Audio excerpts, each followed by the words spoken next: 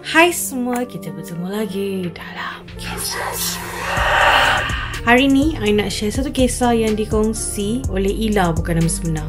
Okay, I nak establish awal-awal setiap nama dalam cerita ni adalah bukan nama yang sebenar, okay? Dan I nak disclaimer awal-awal, kisah seram ni korang anggap je macam satu rancangan hiburan. Up to you guys lah, dia nak percaya ke, tak percaya ke, tak apalah. Janji korang anggap kisah seram Farah Faisal ni satu rancangan hiburan je, okay? So, kisah kali ni ialah kisah di mana Ila berkongsi dengan kita kisah sejarah hitam moyang dia yang bergelar bidan kampung, tapi sebenarnya dia seorang dukun. Sebelum I mula cerita, subscribe lah dulu.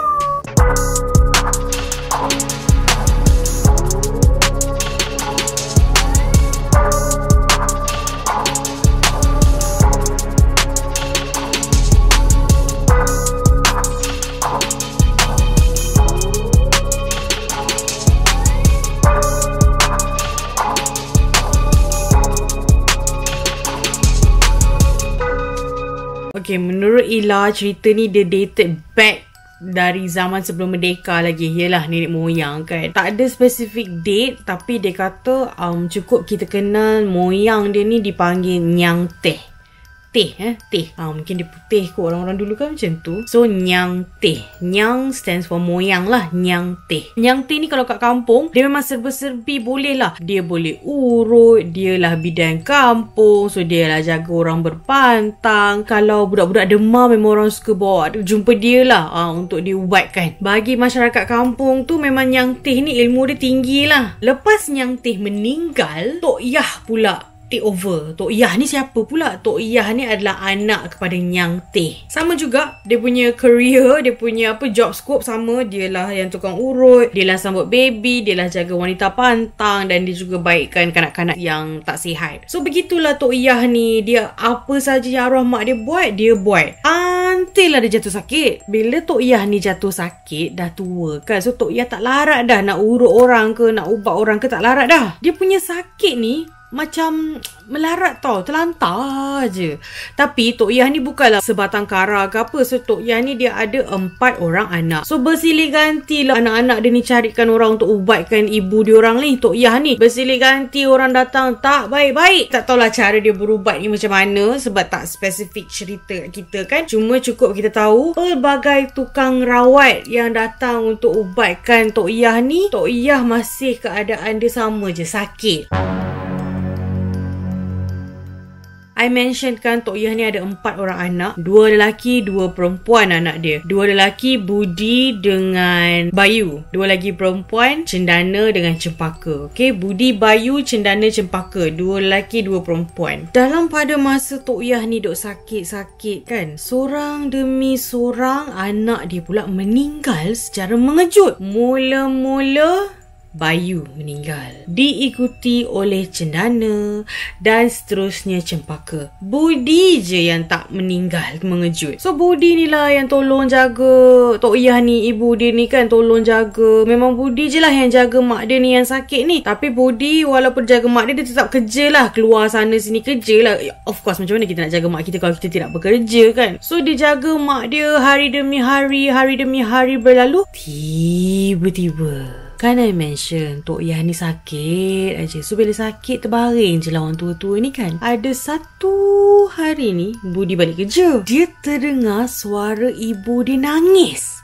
Tok Yah ni menangis.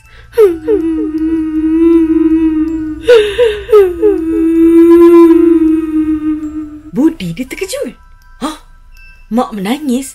Sebab dah lama sangat dia tak dengar suara mak dia tau. So, bila dia dengar, dia terus masuk bilik ibu dia. Dia tengok mak dia tengah sikat rambut sambil menangis. Tapi Budi ni dia tak takut ke apa, sebab tu mak dia kan. So, Budi terus peluk mak dia. Budi terus macam bersyukur yang mak dia dah baik. Tak kisahlah apa sakit ibu dia sebelum ni yang sangat misteri, tak ada siapa boleh ubatkan tu. But right now, depan mata dia, ibu dia tengah duduk sikat rambut tapi nangis. So, dia peluk lah mak dia. Dia peluk. Dia memang happy lah mak dia dah jaga daripada kesakitan tu tau. Bila dah beberapa hari sihat, orang kampung pun dah tahu. So, orang kampung ramai-ramai lah datang rumah Budi kenduri rumah Tok Iyah lah sebenarnya. So diorang datang situ, diorang buatlah doa selamat sikit, macam kenduri kesyukuran lah Tok Iyah dah bangun. Orang kampung kan memang sayang nyangtih dengan Tok Iyah ni sebab banyak gila jasa dia dekat orang kampung kan. Tolong urut, tolong pantang, tolong jaga, tolong ubatkan budak kan. So macam everyone happy. So dalam diorang dah buat doa selamat tu, Tok Iyah tu memang senyum aja, dia tak bercakap apa. So orang faham lah bila dah lama sakit tiba-tiba baru baik kan. Takkanlah kau expect orang tu macam apa khabar? Taklah. So bila diorang tengok senyap je Tok Iyah tu, tapi janji senyum. So orang kampung macam lega. Orang kampung ni berpendapat macam mungkin ada yang dengki dengan keturunan diorang ni lah, family diorang kan. So maybe ada yang santau Tok Iyah. So mungkin santau tu dah terputus ke, atau something happen ke, atau Tok Iyah sendiri dalaman dia, tenaga batin dia yang kuat boleh melawan sihir tu. Itu yang akhirnya daripada terlantar tu, masa kena attack dengan santau, konon lah spekulasi orang kampung kena attack dengan santau tu, masa dia terlantar tu, dalaman dia tengah fight.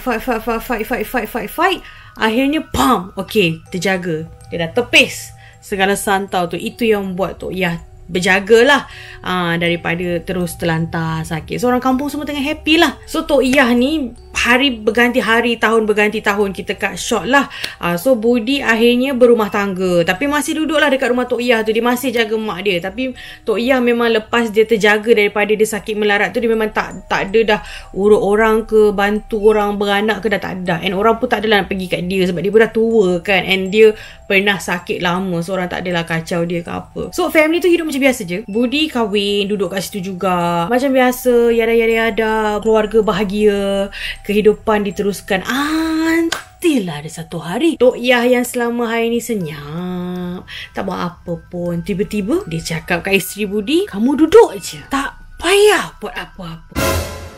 Dia yang masak, dia yang buat segala benda, tengah tunggu Budi nak balik kerja. Tak pernah Tok Iyah masak lepas Tok Iyah bangkit daripada dia punya sakit yang melarat tu. Sebelum Budi kahwin, Budi je yang masak. Lepas tu bila Budi dah kahwin, wife Budi yang buat semua kerja tau.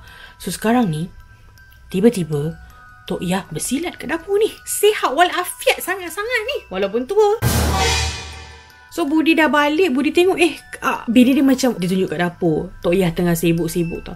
So Budi pun masuk dalam dapur, tanyalah mak dia, apa what's going on kan, kenapa mak berdiri masak. Semua mak berehat lah kan, tak apa. Sebab selama hari ni mak dia memang senang dijaga, sebab mak dia makan sekali sehari je, tak ada selera, duduk diam. Bila orang borak tak respon banyak je, senyum-senyum. Tiba-tiba tengok berjalan nak masak banyak pula tu, banyak lauk dekat dapur untuk orang tua berdiri lama, sakit tau. So Budi macam concern lah, kenapa. So mak dia kata tak apa, pergi mandi apa semua nanti makan. So waktu dinner tu Tok Iyah bagi tahu dekat Budi yang isteri dia mengandung. Masalahnya tak ada siapa pun check, and isteri dia pun tak ada bagi tahu ada perubahan badan ke, atau muntah ke, alahan ke, tak ada tau. So macam tiba-tiba je mak dia cakap yang isteri dia mengandung. Tetapi since Budi tahu mak dia ni, tugas mak dia dulu adalah bidan kampung, so dia kata macam logik je lah, sebab mak dia mestilah tahu ciri-ciri wanita yang pregnant kan. Mungkin dia tengok dari sudut perubahan badan ke apa ke, atau ilmu, macam mana ilmu mak dia lah. So dia orang macam happy lah. Rupanya Budi dah ada anak. Okay, so sejak daripada hari tu memang Tok Iyah yang buat segala kerja rumah. Orang tua ni buat segala kerja rumah. Janji menantu dia jaga kandungan tu elok-elok.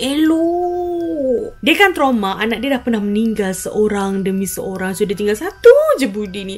So sekarang ni bila anak dia Budi ni mengandung pula isterinya, happy lah dia kan. Ada waris, happy. So lahirlah anak si Budi tu, cut short tahun 90-an. Lahirlah Ila pula. Ila ni pula adalah cucu kepada Budi. Faham tak? Ila ni sangat special sebab masa Ila lahir, Tok Iyah ni dah tua sangat. Tapi Tok Iyah volunteer untuk jaga Ila. Sebab Tok Iyah kata dah lama dia tak mengadun anak perempuan. So bila dapat Ila ni, finally a baby girl, so Tok Iyah nak bela Ila. So Ila ni pula sejak kecil dia ada gift. Dia pandai urut orang. Dia Bila asal orang datang je kan melawat rumah kampung tu, nak borak dengan Tok Iyah ke apa. Kadang-kadang orang kampung still datang tau, minta-minta nasihat Tok Iyah ke kan. Macam kalau nak berpantang tu macam mana, apa minuman. Dia masih, orang kampung kat situ masih menghormati Tok Iyah sebagai bidan kampung. So bila datang, Ila daripada kecil dia kata, seingat dia memang suka urut orang. Bila dia urut, orang suka datang. Sebab bila dia urut berasa, orang kata. Walaupun tangan dia kecil, sebab dia budak kan, macam 4-5 tahun macam tu, dia dah start memang pandai urut orang. Orang keluar angin orang bila dia urut tau. Orang memang suka datang sambil borak, sambil dipicit Ila. Ila pula memang suka micit orang, especially kalau orang tu keluar angin. Dia memang suka, dia memang love. Masa kecil dia tak faham, jadi dia sukalah bila dia ada gift mengurut tu. Tapi Ila cakap, apa yang orang semua tak tahu, dia pandai urut bukan sebab bakat, bukan sebab genetik, tetapi Nyang Teh dia yang ajar. Nyang Teh guys, Nyang Teh yang wujud sebelum zaman kemerdekaan tu. Ila kata Nyang Teh dia ni memang akan datang dalam mimpi dia tau. Memang Nyang Teh tu yang ajar. Dia ingat sangat mimpi tu. Nyang Teh tu yang ajar macam mana nak urut orang. Dia kata Nyang Teh dia tak datang dalam mimpi yang berbentuk ngeri ke apa, tak. Dia selalu dengar Tok Iyah cerita pasal Nyang Teh. Sebab tu bila Nyang Teh datang dalam mimpi, dia tak rasa awkward. Sebab dia tahu itu family. Faham tak? Dia kata masa dia kecil-kecil, Nyang Teh selalu datang dalam mimpi dia. Almost every day. Bila makin dia dewasa, makin kerap Nyang Teh dia datang. Nyang Teh dia akan bercerita tentang sejarah hidup Nyang Teh dia, apa kerja-kerja Nyang Teh dia. Diorang akan always berborak dalam mimpi tu tau. Dia memang akan ingat apa sahaja yang Nyang Teh dia ajar dia tau. Until ada satu hari, time ni dia boleh kita kata maybe dah akhir balik kot. Sebab dia kata ada satu malam tu dia nak tidur. Dia buka tingkap kejap. Dia tengok je kat luar. Angin tak kuat, tak slow, tak kuat. Angin macam biasa je lah, sepoi-sepoi bahasa lah orang kata. Dalam dia tengah tengok luar tu, tiba-tiba dia rasa macam ada orang pegang kepala dia.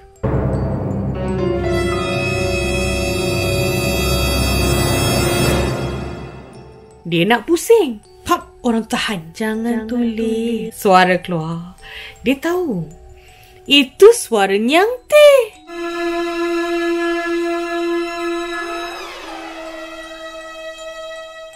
Tapi sebelum ni Nyang Teh ni muncul dalam mimpi je. Ini dia pegang kepala Ila. Dia cakap jangan tulis. So Ila ni dia terkejut, tapi dia tak takut sebab suara tu memang selalu dia dengar. So dia tak takut, tapi dia tak nak tulis lah sebab dah moyang dia kata jangan tulis kan. So dia boleh rasa macam ada orang main rambut dia. Suara tu Nyang Teh, tapi dia tak pusing kan. So dia tak nampak lah. So dia boleh rasa rambut dia macam ada orang bega pop sampai jadi sanggul. Bila dia jadi sanggul, dah tak ada rasa apa, dia tulis tak ada orang. Tapi dia tengok kat cermin, memang rambut dia elok dah bersanggul. Tapi Nyang Teh kan dah meninggal. So siapa yang sanggulkan kepala dia tu? Sejak dari kejadian tu, dia tak pernah dah didatangi oleh Nyang Teh ke apa. But dalam mimpi macam biasa. Cuma ada mimpi dia ingat, ada mimpi dia tak ingat lah. Tapi sebab dah kerap sangat Nyang Teh tu memang akan muncul dalam mimpi dia. So, dia memang dah biasa je. Cuma untuk datang fizikal, main rambut tu dah tak ada. Itu jelas sekali. Dalam Nyang Teh dia selalu datang dalam mimpi, ajar urut, ajar apa ni semua. Nyang Teh dia ada ajar satu doa yang perlu dibaca setiap kali dia tengok cermin kali pertama pada hari itu. Faham tak? Macam bila you bangun, bila first time you tengok cermin pada hari itu, you kena baca doa tu. Hari itu you kena baca doa tu. Doa apa? Dia tak bagi tahu kita. And I rasa kita pun tak nak tahulah kot doa apa yang dia baca depan cermin tu kan. So Nyang Teh memang ajar dia satu doa yang dia amalkan seumur hidup lah sejak dia ajar tu. So sebelum ni dia tak pernah rasa benda tu pelik ke atau apa ke. Until lah dia start masuk belajar. Bila dia sebut masuk belajar ni, I assume dia masuk uni. Tapi I tak sure dia masuk uni ke dia masuk asrama ke, I tak sure lah. Tapi bila dia kata dia start masuk belajar, I assume universiti je lah. Okay guys? So kita pun assume universiti je lah. So masa dia dah start masuk belajar, dia duduk hostel. Bila dia duduk hostel ni, setiap minggu ada kes histeria. Dia macam Apa benda tempat ni keras ke? Sebab setiap minggu akan ada kes histeria. Dan setiap kali itulah lepas budak-budak ni dipulihkan oleh ustaz-ustazah ni semua. Bila ustaz-ustazah tu tanya apa yang diorang nampak, diorang akan cakap diorang nampak Ila jadi nenek tua. Cuma pelik lah sebab orang yang kawan dengan dia tak pernah pun dapat vibe yang dia ni anchor ke apa. Tak ada tau. So orang dapat vibe dari dia biasa je. So tak ada siapa yang rasa takut dengan dia ke apa. Roommate dia tak pernah kena kacau apa-apa pun. So itu yang menguatkan orang rasa macam whatever budak-budak histeria ni cakap, maybe itu adalah gangguan dia orang je lah. Sebab kalau betul lah Ila tu macam betul something wrong somewhere, mesti roommate dia yang dah kena dulu kan. So because roommate dia tak pernah kena apa, so nobody say anything and orang okay je dengan dia. Until ada satu hari ni, diorang ni macam dah balik bercuti weekend ke apa ke, tak sure. Tapi dia kata ada satu hari ni roommate dia bawa balik tangkal. Maybe roommate dia ada cerita dekat family yang ada kes histeria ke apa. So keluarga ni bagi dia tangkal untuk protect diri dia daripada segala apa yang mengganggu kampus dan hostel itu.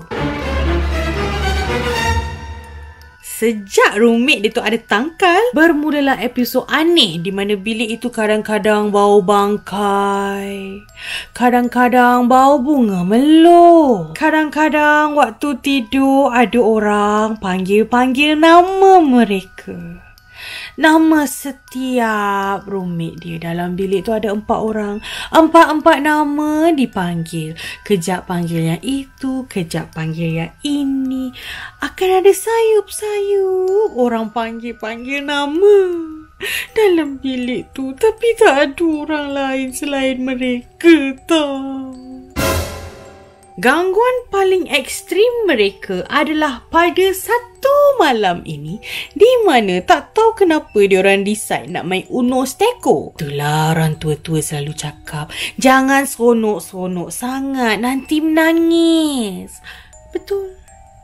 Dalam diorang seronok main Uno Steko tu, tiba-tiba sayup je dalam bilik tu ada suara orang tua. Nenek, si bongkok 3. Nenek mana ni? Kenapa dia bongkok? Kenapa dia nyanyi? Nenek, oi. Lagu tu dia tak scary. Kita biasa dengar waktu kita kecil-kecil. Tapi dia jadi scary kalau kau dalam bilik 4 orang, tak ada orang tua. Tiba-tiba suara orang tua nyanyi. Panik, Ila dengan kawan-kawan dia semua naik katil. Tapi naik katil yang sama lah. Tak adalah naik katil masing-masing. Diorang ada double decker bed lah, macam biasa lah hostel. Tapi diorang naik lah satu katil ni je. 4 orang kat situ dah takut. Lantok lah Uno tu apa nak jadi pun. Pam! Diorang panjat je katil tu.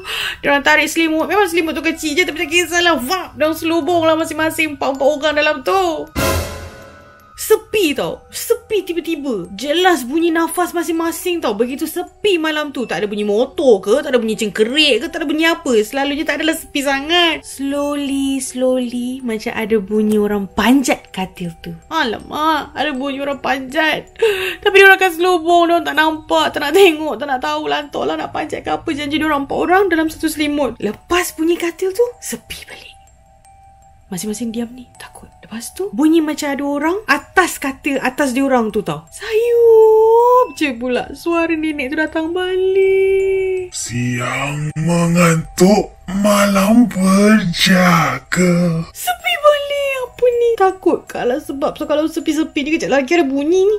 Kali ni bukan nyanyi. Kali ni ketawa.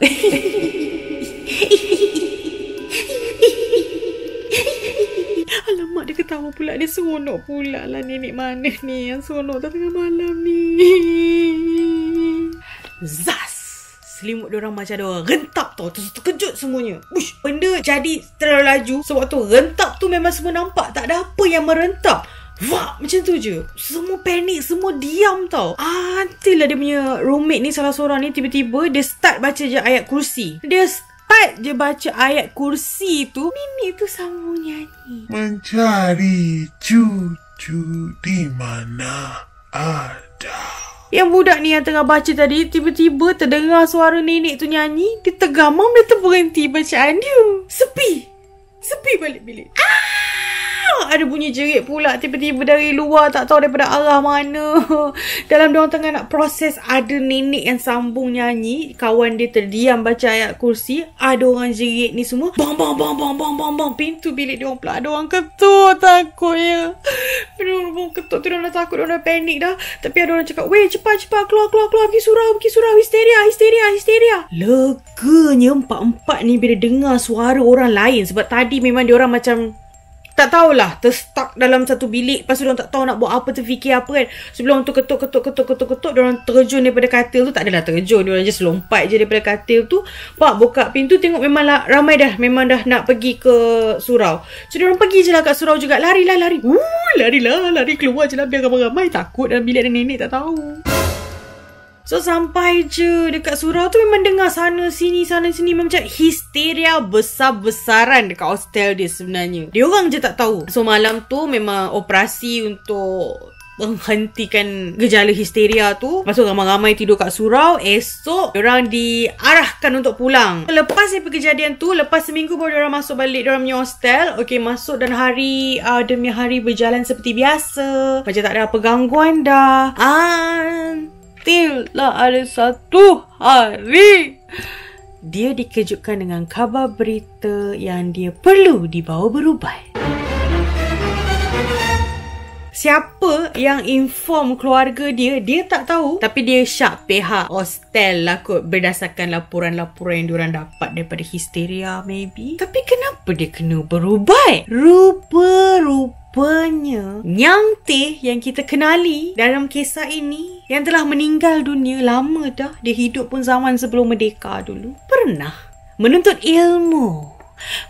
ilmu dengan siapa saya tidak pasti. Tetapi dalam perjanjian itu, sebagai balasan, sebagai pengeras untuk mendapatkan ilmu tersebut, dia akan menyerahkan keturunan ketujuhnya, Nyang Teh, Tok Yah, Budi, Bapa Ila.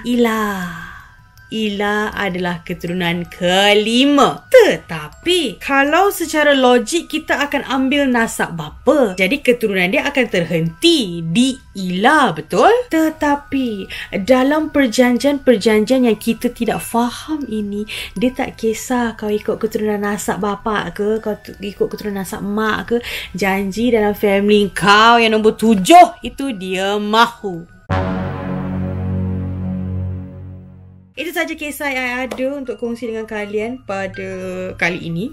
Kisah ni ia adalah sesuatu yang mungkin asing bagi I, sebab I tak pernah dengar kisah-kisah macam ni secara, kalau kita tengok kat movie biasalah, tapi untuk masyarakat setempat untuk share kisah lebih kurang macam ni, ini first time I dengar. I tak nak orang lain juga yang dengar ni macam nak judge ke atau nak menuduh Ila ni menipu ke apa. Senang cerita macam ni, tak berlaku dekat family kita, alhamdulillah.